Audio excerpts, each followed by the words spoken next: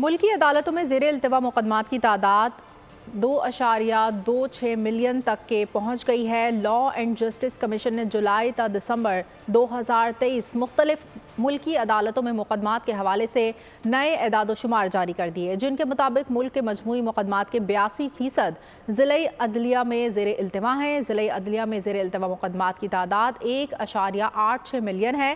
زیر التوا مقدمات میں 18% سپریم کورٹ، ہائی کورٹس اور فیڈرل شریعت کورٹ میں زیر التوا ہیں۔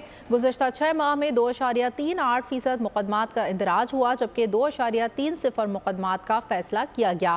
ہائی کورٹ زیر التوا مقدمات میں 81% سول اور 19% فوجداری مقدمات ہیں۔ ضلعی عدلیہ میں زیر التوا مقدمات میں 64% سول اور 26% فوجداری مقدمات ہیں۔